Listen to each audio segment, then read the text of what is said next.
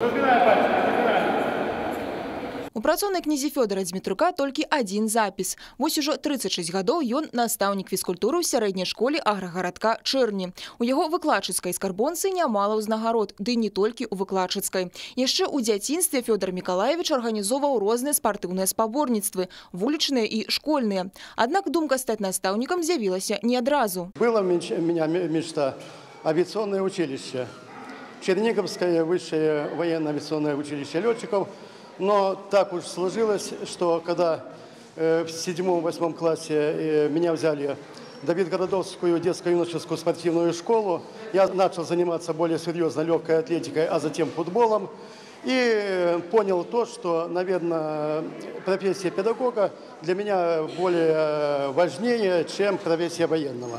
Пасля дзіцяча-юнацкай спартыўнай школы брэсцкі дзяржаўны педагагічны інстытут імя Александра Сергеевича Пушкіна. Дарэчы, менавіта тут працавала цяперашняя жонка Фёдора Дзмітрука Раіса. Але сёння ў іх месца працы адно на дваіх. Яна таксама настаўнік. Толькі зараз, як і тады, на момант знаёмства пары, бібліятэкар. Я как-то возвращалась в общежитие, и тут ко мне подходит молодой человек и говорит: скажите, пожалуйста, может, вы мне поможете оформить курсовую работу?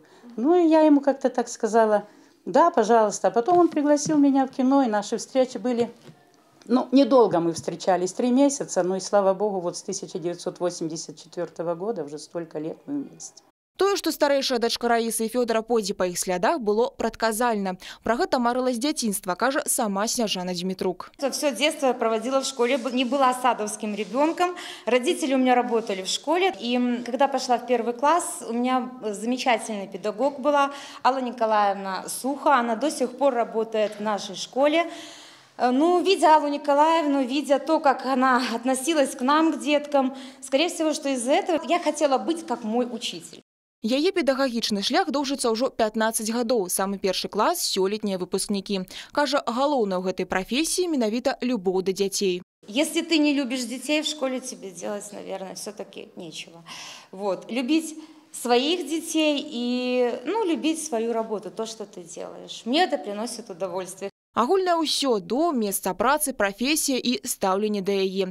Педагогі упэўнены, менавіта ад настаўніка залежыць, якім вырасце іх вучань. Любить детей и быть справедливым и честным, чтобы дети видели это.